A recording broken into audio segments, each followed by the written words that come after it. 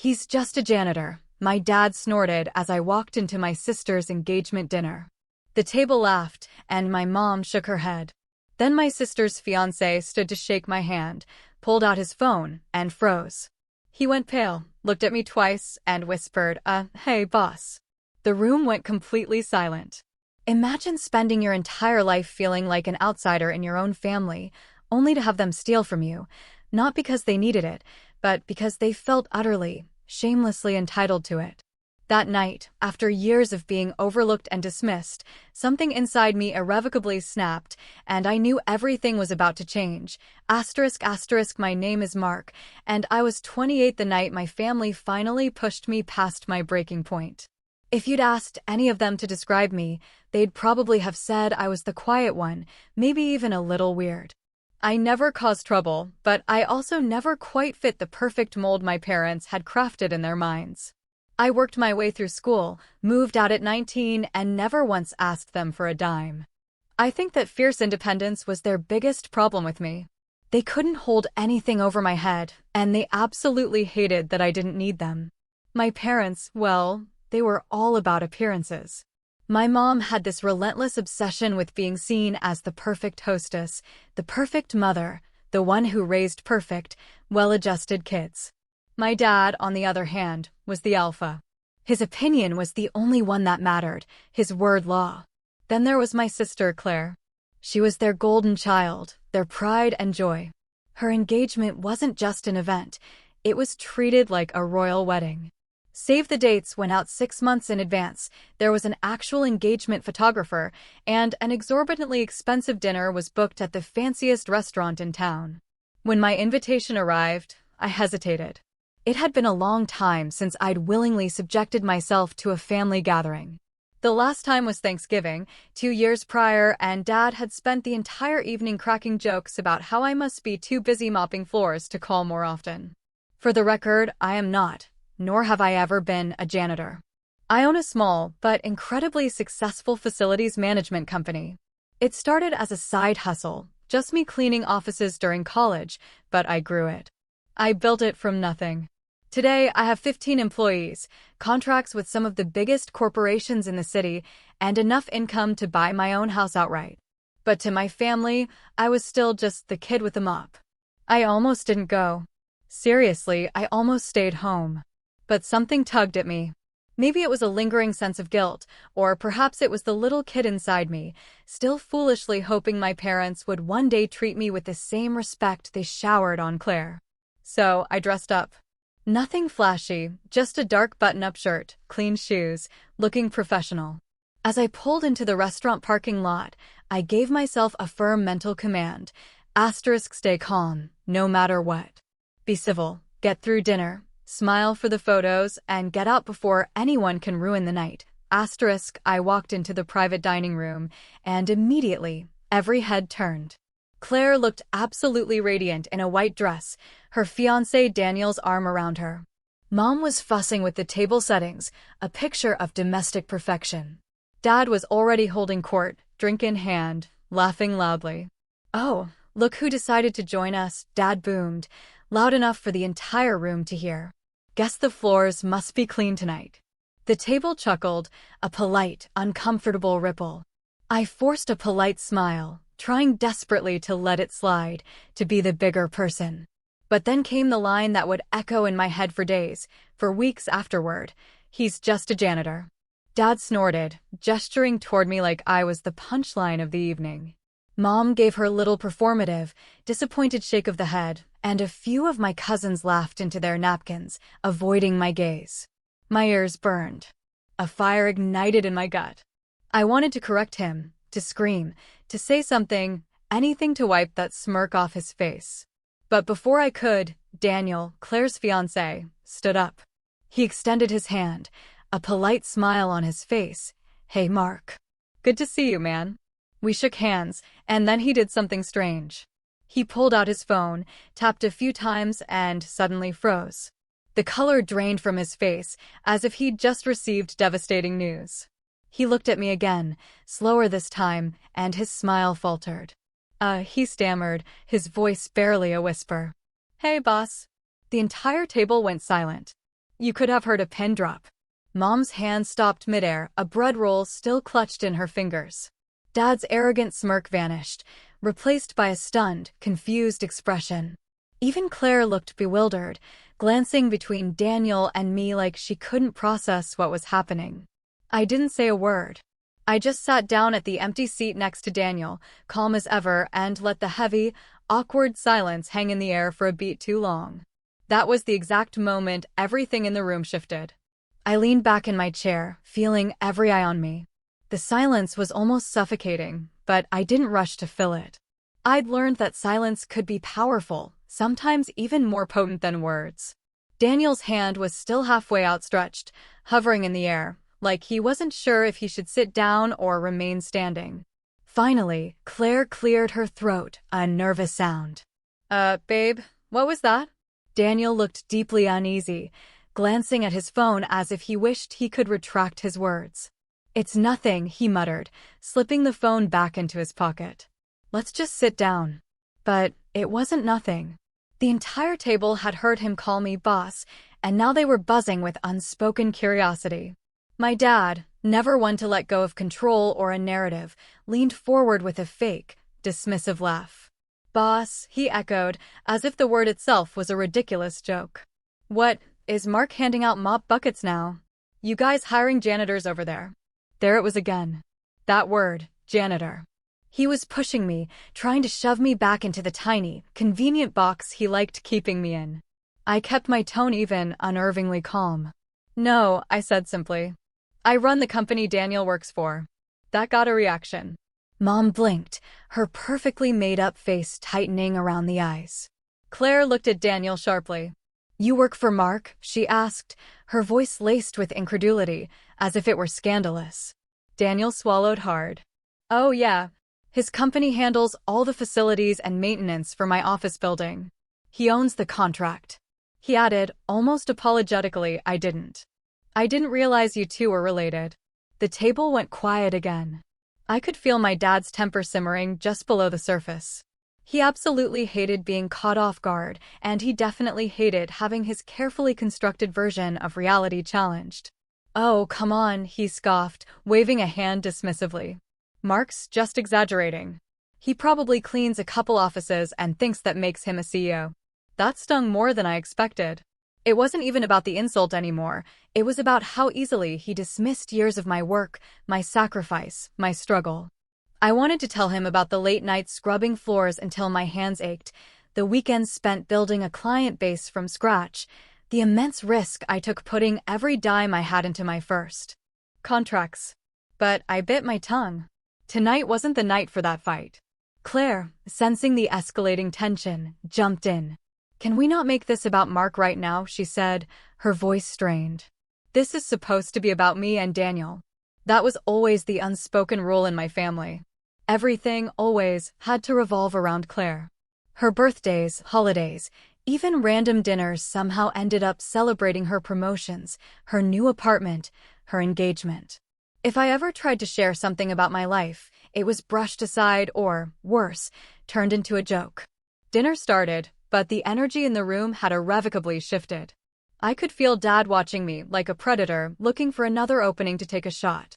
When the waiter brought out the first course, some kind of fancy appetizer I couldn't even pronounce, Dad made a big show of lifting his glass. "Let's toast," he said, standing up. "To Claire and Daniel, and to keeping family humble, no matter how high they think they've climbed." The table laughed again, obedient as always. I just sipped my water, keeping my face neutral, a mask of indifference.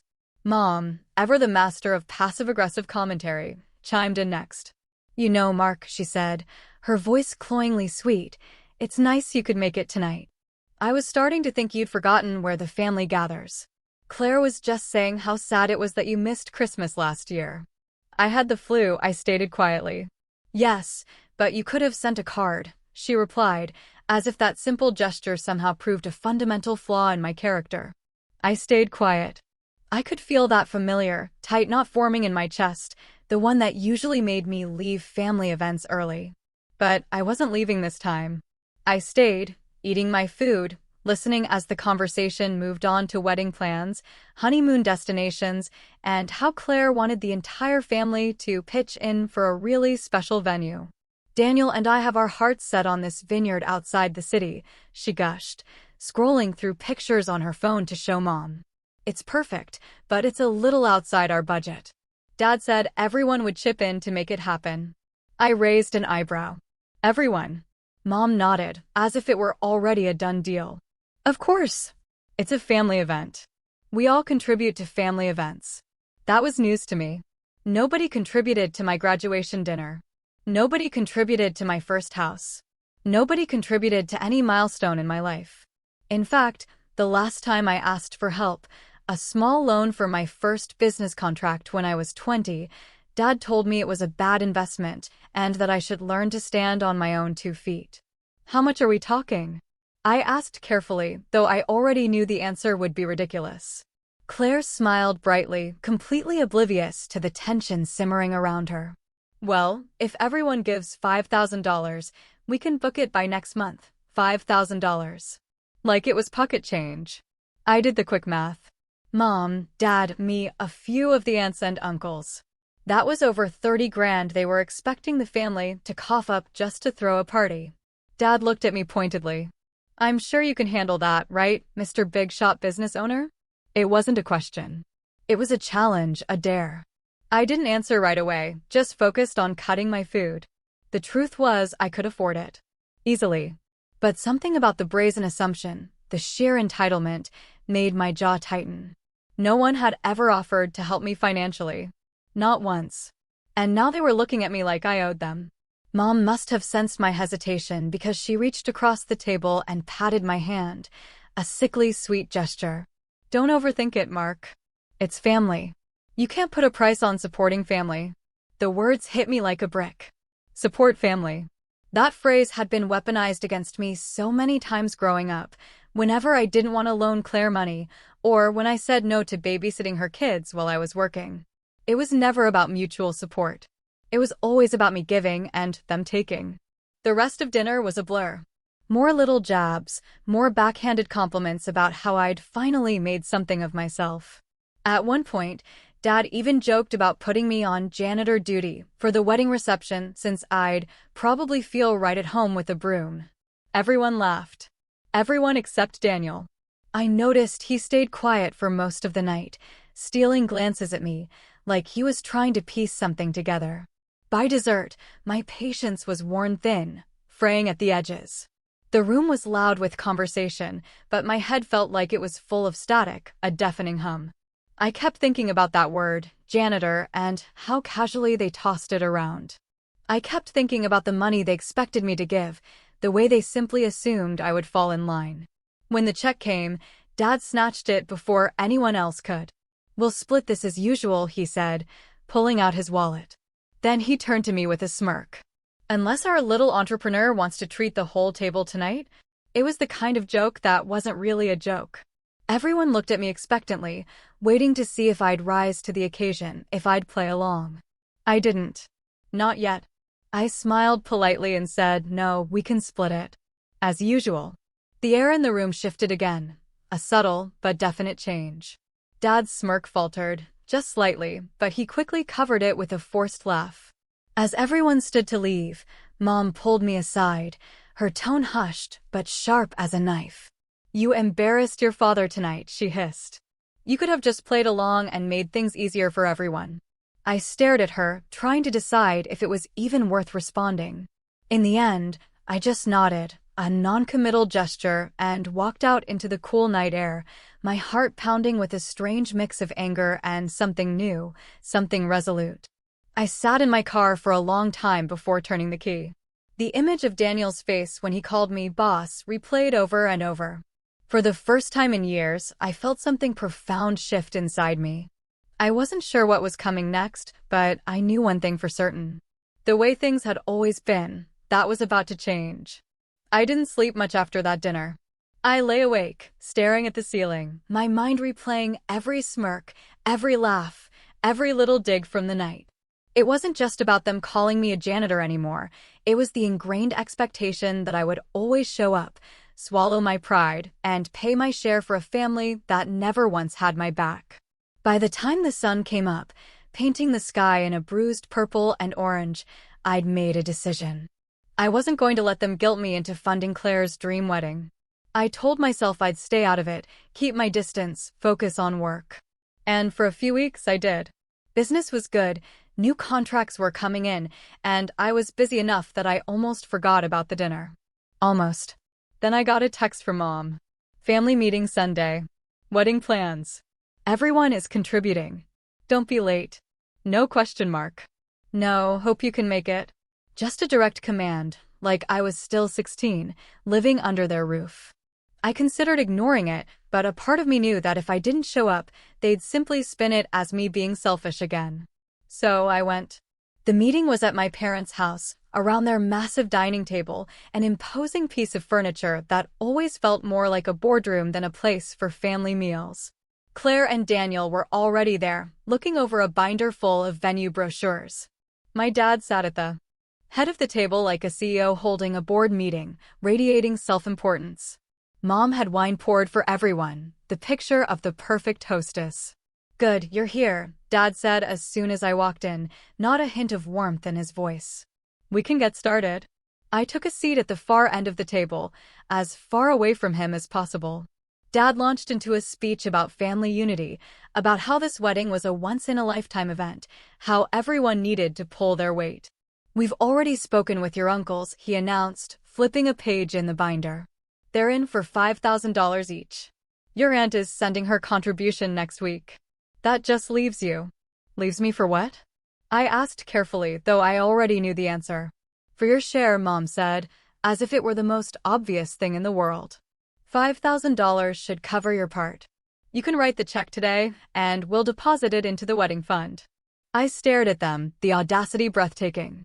"You're asking me to write you a check for $5,000? Dad frowned, his face darkening. "No one's asking, Mark. We're telling you what's fair. You make good money, and this is your sister's big day. Family takes care of family." There it was again. That loaded line. Family takes care of family. Only ever directed at me when they needed something, when I was expected to shoulder a burden or foot a bill. "I can't do that," I said finally. The silence that followed was deafening. Claire's face went crimson. "What do you mean you can't?" she shrieked, her voice rising in disbelief. "This is my wedding. We've already put deposits down, assuming everyone would contribute. If you back out now, you'll ruin everything." I bit back the urge to laugh, a bitter, hollow sound. "Maybe you shouldn't plan a wedding based on money you don't have yet," I said quietly, my voice surprisingly steady. Dad slammed his hand on the table, making the wine glasses jump. "Don't talk to your sister like that.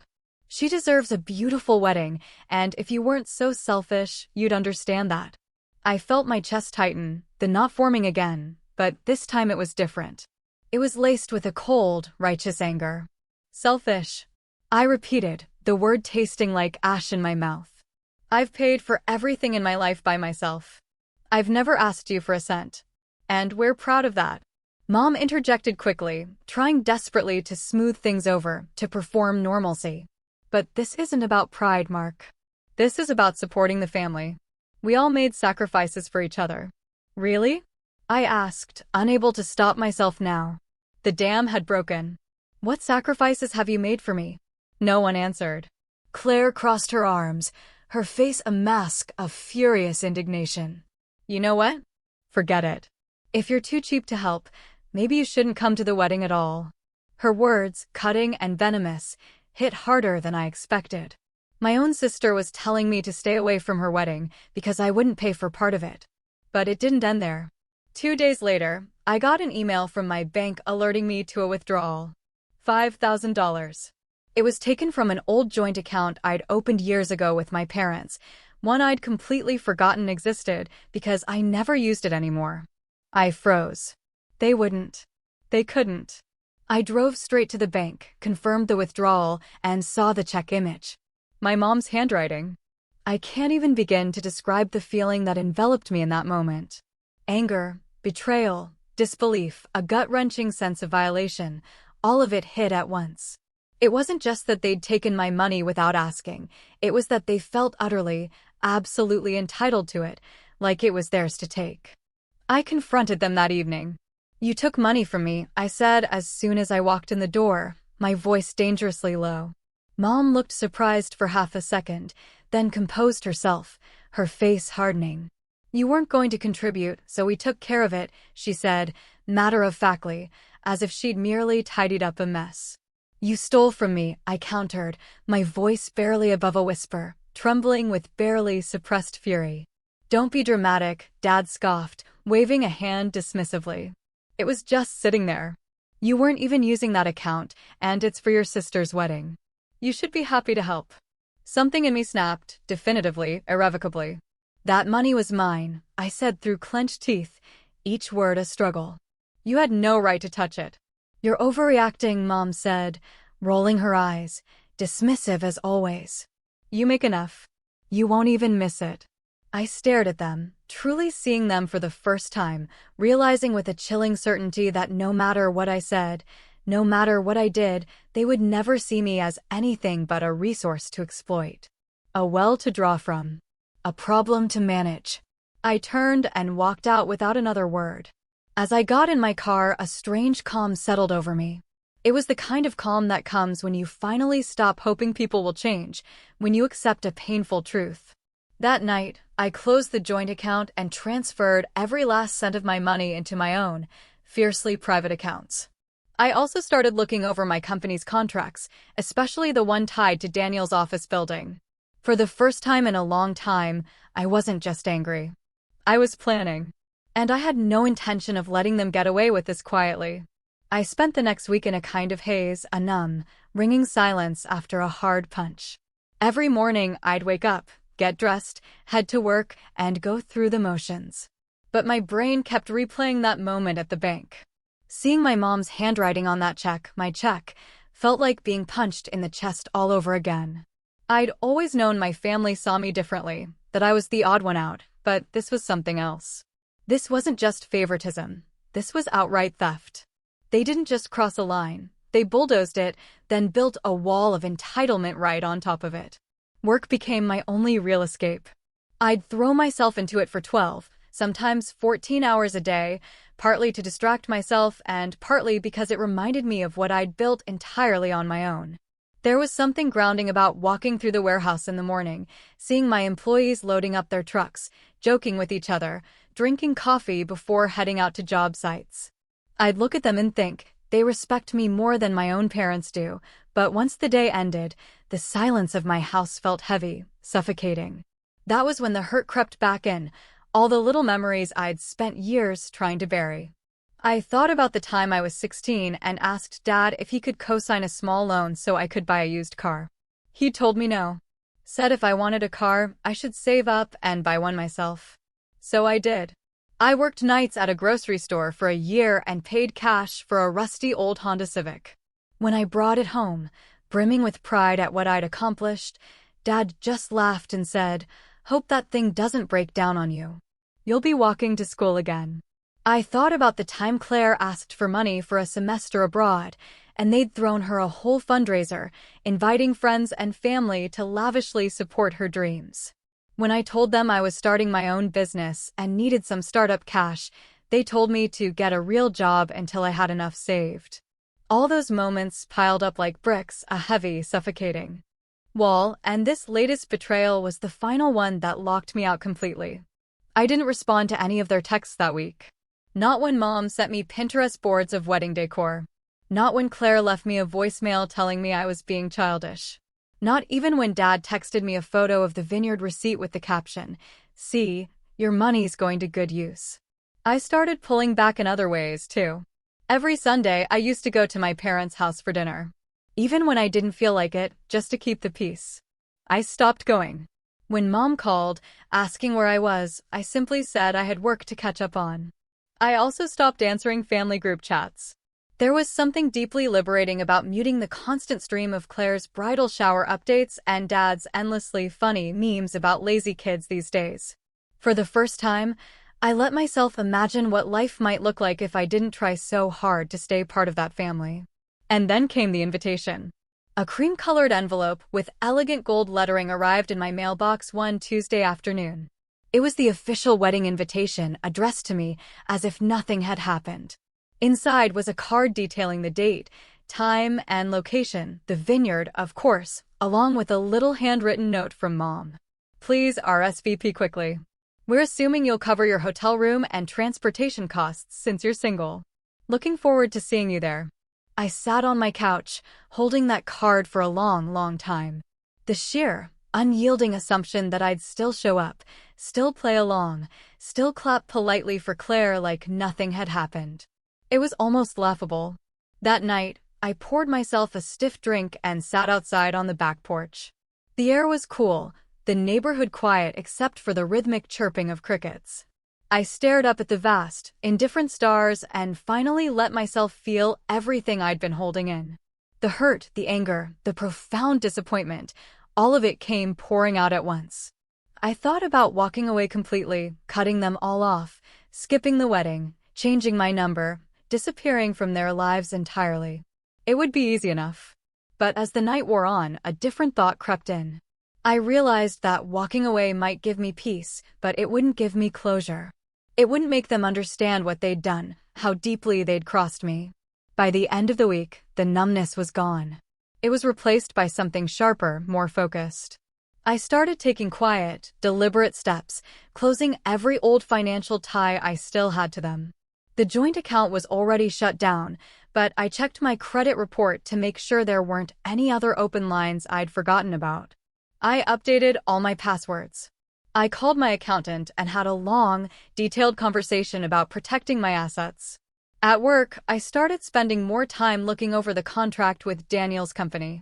It was a big account, one of the biggest we held, and it had a clause that allowed me to terminate services with 30 days' notice if payment terms weren't met. Not that they'd ever been late, but just knowing I had that kind of leverage, that kind of power, made me think. And then, something truly unexpected happened. Daniel called me. "Hey," he said, his voice awkward when I picked up. "I know things were weird at that dinner. I just wanted to say, I had no idea your family treated you like that. If it helps, I told Claire they crossed a line taking that money." He paused, then admitted, "She said I was overreacting. Look, man, I don't know what to say, but I respect what you've built. Most guys your age wouldn't have done what you did." His words didn't fix anything, not really, but they planted a seed. It reminded me that I didn't have to stoop to their level. I could handle this the same way I'd handled everything else in my life, strategically, carefully, and on my own terms. The very next day, I RSVP'd yes to the wedding. Not because I wanted to celebrate with them, not because I craved their approval, but because I knew deep down I wasn't going to that vineyard as the quiet, overlooked kid they thought they knew. I was going to show them exactly who they were dealing with, and I was going to make sure they never forgot it. After that night on the porch, something inside me shifted permanently. The pain and anger I'd been carrying around started to burn a little cleaner, like it was being forged into something sharper, something resilient. I wasn't just hurt anymore. I was determined. I threw myself into work with a focus I hadn't felt in years. The company had been doing well, but I'd been coasting a little, comfortable with the contracts we had and the steady income. Now, I saw every opportunity as a way to strengthen my position, to make sure no one could ever take something from me again. I renegotiated 2 of our biggest contracts, locking them in for 3-year terms with significant rate increases that truly reflected the quality of service we were providing. I hired 2 more crew leads so I could step back from day-to-day operations and focus more on strategy, on growth. I also invested in new equipment, top-of-the-line floor machines, updated vans with my company logo boldly wrapped on the side, ensuring we looked as professional and successful as the corporate clients we served. Within 3 months, revenue was up 20%. I moved the business out of the small, cramped office I'd been renting and into a much larger space with a proper front lobby and a dedicated conference room. For the first time, I had an actual office with my name on the door, a symbol of everything I had painstakingly built. It was more than just business growth, it was personal growth too.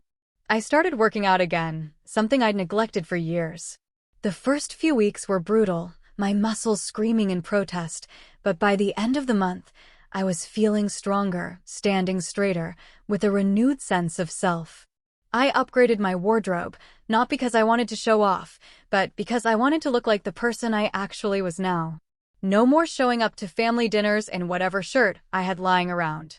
And as I was growing, my family kept texting me about wedding updates, group messages full of cake tastings, seating charts, and menu options.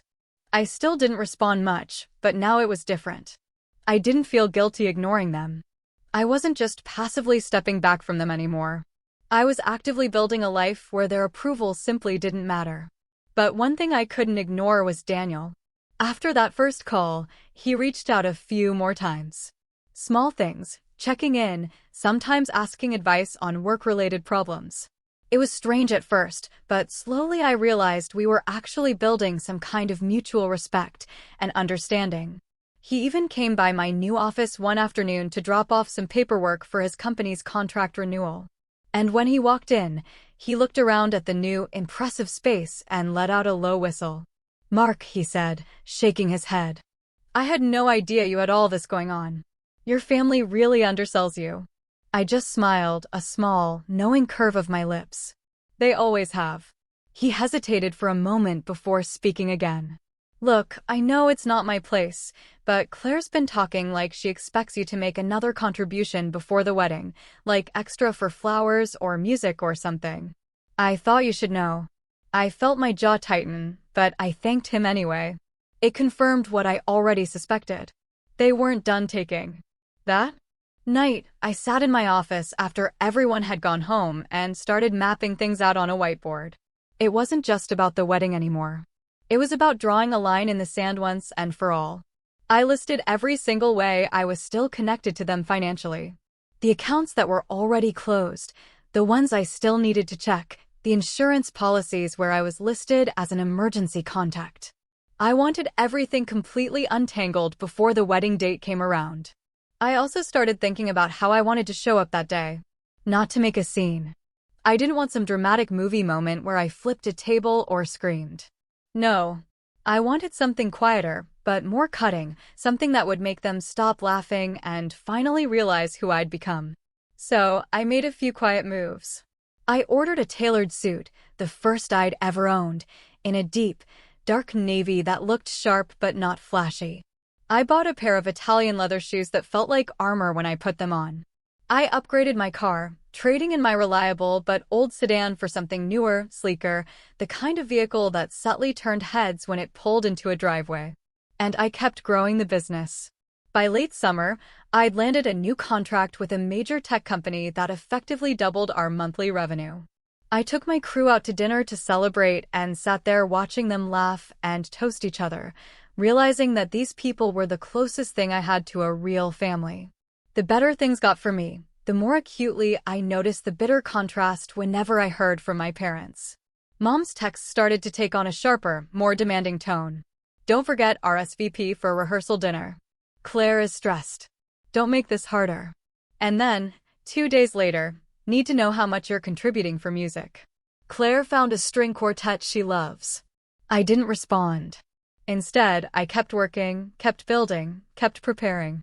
The night before the rehearsal dinner, I stood in front of the mirror in my new suit, just to see how it felt. For the first time in years, I didn't feel like the odd man out in my own family. I felt like someone who could walk into any room and hold his ground. I knew the wedding was going to be another battlefield. The jokes, the comments, the expectation that I'd just roll over and do whatever they wanted. But this time, I wasn't walking in as the quiet little brother who kept his head down. I was walking in as someone who had built his own life, his own power, his own respect. And for the first time, I was actually looking forward to it. By the time the rehearsal dinner rolled around, I was ready for whatever was coming. I arrived early, partly to avoid the awkward entrance of showing up last, and partly because I wanted to get a read on the room before the night truly started. The restaurant was beautiful. Soft lighting, crisp white tablecloths, delicate floral centerpieces at every table. But I wasn't there to admire decor. I was there to watch. The first person I saw was Daniel. He looked genuinely relieved when he spotted me. "Mark," he said, shaking my hand firmly. "Glad you came early." Can we talk for a second? We stepped outside, away from the main room, and he lowered his voice. Look, I'm going to be honest. Claire's stressed. My in-laws are stressed, and your parents have been on edge since the money thing. They keep saying you're going to make things right this weekend. I tilted my head. Make things right? Daniel nodded, his expression grim. Yeah, they think you're going to make some kind of gesture. Like, big. Your mom actually said, Mark knows what he owes this family. He'll come through. The words made my stomach twist, but not with guilt this time. With something colder, harder. This wasn't just expectation anymore. This was a deep-seated belief that they had power over me, that I would eventually cave, because that's what I'd always done. Thanks for telling me, I said finally. I appreciate it. When we went back inside, the rest of the family was starting to arrive. My parents swept in like they owned the place, Mom in pearls, Dad already laughing too loudly, drawing attention. Claire looked beautiful, I'll give her that. But she also had that same smug, self-assured confidence I'd seen on her since we were kids, the kind that came from knowing the world would always bend to her will. Dinner was a smaller, more intimate version of the engagement party. Toasts, laughter, lots of wine. I stayed quiet, just listening, observing, until I caught a snippet of conversation between Mom and one of her friends at the next table. He's finally coming around, Mom was saying, her voice low but carrying enough for me to hear. You know how he is. So stubborn, so prideful. But I think he realizes now what's expected. We've put too much into this wedding for him not to contribute. The friend nodded sympathetically. Boys take longer to mature. He'll get there. I almost laughed out loud. Mature? That was what they called rolling over and doing exactly what they wanted. By dessert, I'd made up my mind completely.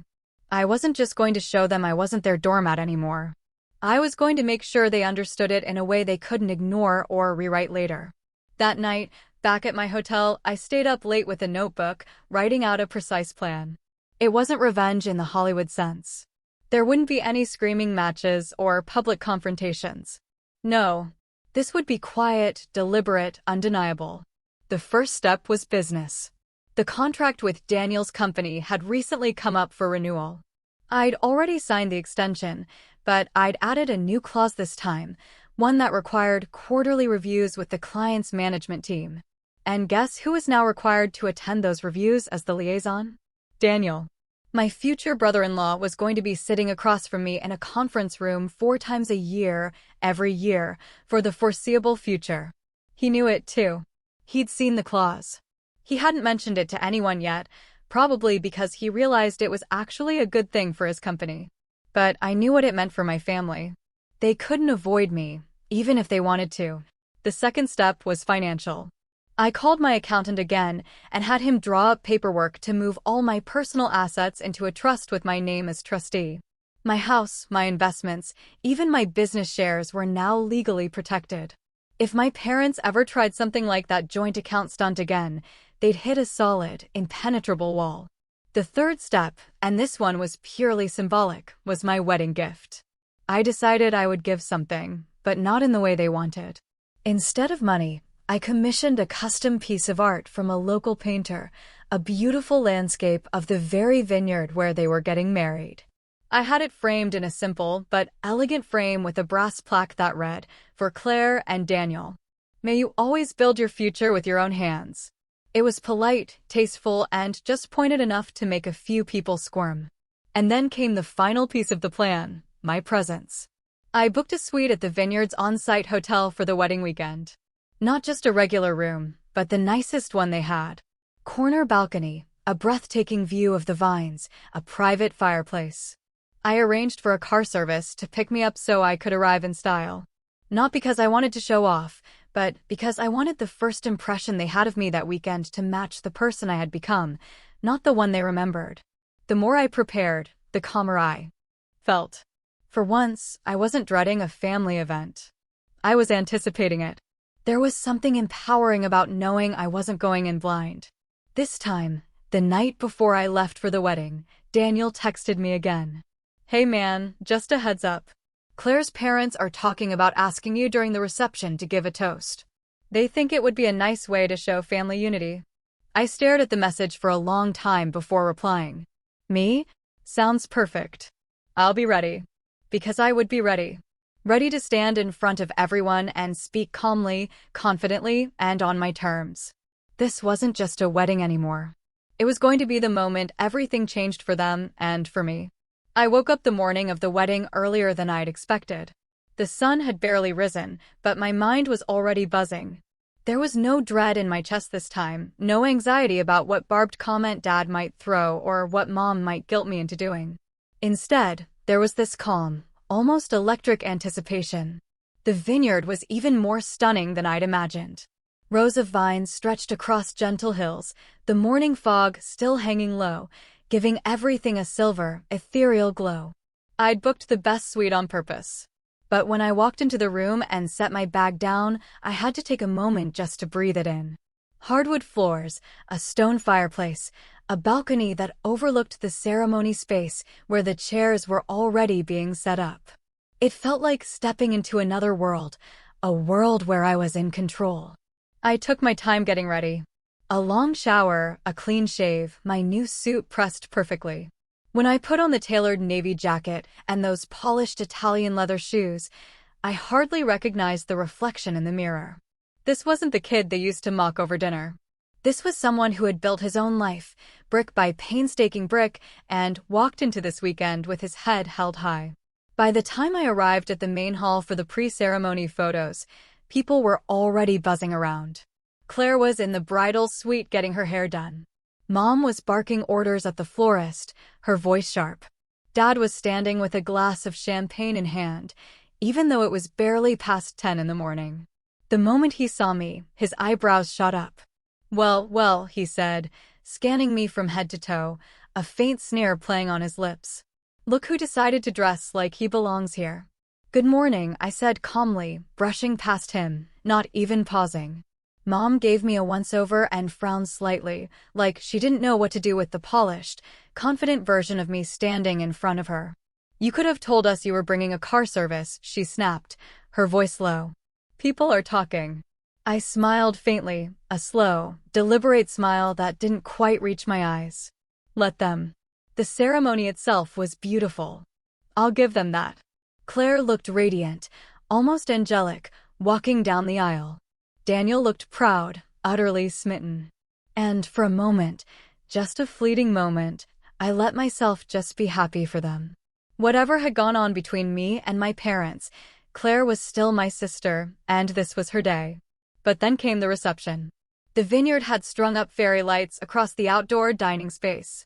The sun had dipped low, casting long, dramatic shadows, and everything glowed warm and golden. People were laughing. Music was playing softly. Wine glasses clinked in rhythmic succession. It was the perfect moment, which made what came next even more satisfying. After dinner, the DJ announced that it was time for speeches. Dad went first, of course. He stood, made a few jokes about how Claire had always been the princess of the family, and then, as expected, threw in a little jab about how he couldn't wait to see what Mark had to say.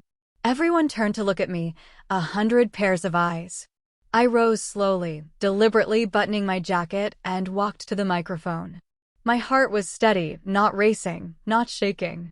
Good evening, I said, my voice carrying clearly, confidently across the tables. For those of you who don't know me, I'm Mark, Claire's brother, and I wanted to take a minute to talk about family. There was a ripple of polite, nervous laughter. I smiled, but it wasn't the sheepish, apologetic smile I'd given them 100 times before. Family, I continued, my gaze sweeping across the room, landing briefly on my parents, is supposed to be about showing up for each other, through good times and bad. It's about supporting each other even when it's hard.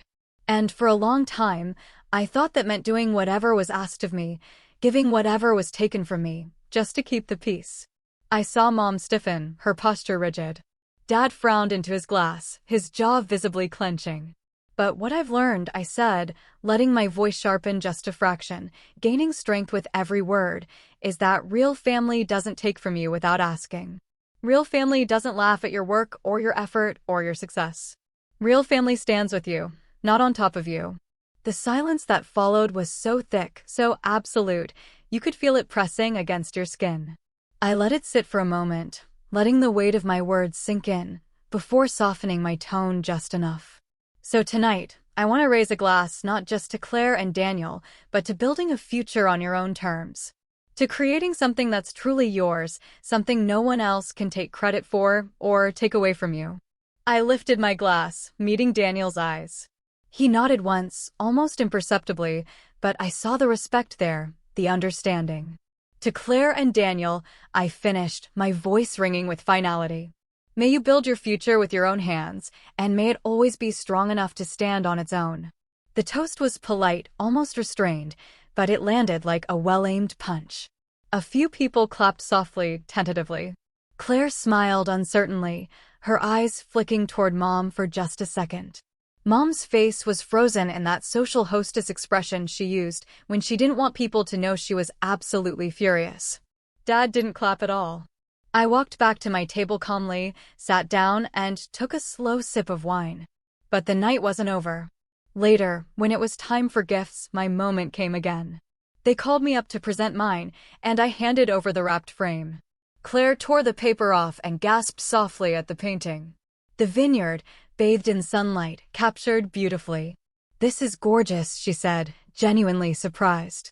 "Look at the plaque," Daniel murmured. She read it aloud. "For Claire and Daniel. May you always build your future with your own hands." Another ripple went through the room. Subtle, but I caught it. People shifting in their chairs, someone letting out a low whistle. Claire smiled faintly, though her eyes flicked toward Mom for just a second. Mom's lips were pressed so tight they were almost white. I stayed until the first dance was over, until the cake was cut, until I'd done my duty as a guest. And then, just as the music started to pick up and people moved toward the dance floor, I stood, slipped on my jacket, and made my way out quietly. As I reached the edge of the vineyard, I turned back once. The lights were twinkling, laughter echoing across the rows of vines. But even from here, I could see my parents standing off to the side, speaking in low, tight voices, their shoulders tense. Whatever they were saying, I knew one thing for certain. They wouldn't look at me the same way again. And for the first time, I didn't feel like the outsider. I felt like the one holding all the cards. I didn't stay to see the fallout in real time, but I didn't have to wait long for the aftershocks to hit. By the time I got back to my suite, my phone was lighting up with texts from relatives. Some were complimentary. "That was a great toast. Really classy. You looked sharp tonight. Proud of you, man." Others were less friendly. "Your speech was inappropriate. You humiliated your father. Real men don't air family business in public. You better fix this before tomorrow's brunch." I didn't reply, not out of spite, but because I didn't feel the need to. For the first time in my life, I wasn't rushing to smooth things over, to patch up the cracks just so everyone could feel comfortable again. The next morning, I skipped the brunch entirely. Instead, I had breakfast on the balcony of my suite, watching the vineyard staff cleaning up from the night before. It felt symbolic. The party was over. The music had stopped, and all that was left was the aftermath. When I finally checked my email, I found one from Daniel. "Mark, just wanted to say your words last night really landed. Claire and I talked after you left. She's upset, but I think deep down she knows you were right. I'm going to work on getting her to see it. And for what it's worth, I'm glad I get to call you my boss and my brother-in-law." I sat back, letting that sink in. Maybe Claire would come around one day. Maybe she wouldn't. But knowing Daniel was starting to understand where I stood, that meant something. Back in town a few days later, I focused on work again. Life moved on quickly for me, but apparently not for my parents. Mom called one evening, leaving a voicemail that was half icy silence and half guilt trip. "Your father and I are very disappointed in you, Mark. We expected more from you. You embarrassed this family. You owe us an apology if you ever want to be welcome at the house again." I listened to it twice before deleting it. Then I blocked both their numbers. It wasn't a dramatic decision. No yelling, no slamming doors, just a quiet click, like shutting a book that you've already read too many times. In the weeks that followed, I started to notice the ripple effects. The family group chat went strangely quiet without me in it. My aunt called one afternoon and, in a conspiratorial tone, told me that Mom had been complaining to everyone about me, but that a surprising number of relatives had taken my side. Honestly, my aunt said, I think people are tired of them always making everything about Claire. What you said at the wedding needed to be said. And then came the kicker. 3 months later, Daniel came into my office for one of those quarterly reviews. We shook hands, got through the business talk, and then, as we were packing up, he said quietly, Claire wanted me to tell you she's sorry. I looked up, startled. She won't say it to your parents. Not yet, Daniel continued. But she wanted me to pass it along. She said she's been thinking about what you said and how she's been leaning on them her whole life. She's starting to wonder if she needs to grow up a little. That caught me off guard in the best way. Maybe my words had done more than just sting. Maybe they had planted a seed. That night, as I locked up my office and stepped into the crisp evening air, I realized I felt lighter. Not because my family had suddenly changed or because everything was fixed, but because I finally felt free of the immense weight I'd been carrying. I didn't need their approval anymore. I didn't need them to see me a certain way. I'd shown them who I really was. And they could either learn to respect that or live with the silence I'd left behind. Months later, when Christmas rolled around, I got a card in the mail. Just my name on the front, no return address. Inside was a photo of Claire and Daniel smiling in front of their first house. A modest little place, but proudly, undeniably, theirs. Underneath the picture, in Claire's handwriting, were 3 words, built it ourselves. I stood there in my kitchen for a long time, just staring at those words, a slow smile spreading across my face. For the first time in years, I felt like my sister finally understood me. I poured myself a glass of wine, raised it in a silent toast, and said out loud, here's to building it ourselves. And, just like that, I closed that chapter on my terms. If you enjoyed this story, don't forget to hit that like button, subscribe for more crazy Reddit tales, and ring the bell so you never miss the next one. And hey, share your thoughts in the comments. I'd love to know what you would have done in this situation.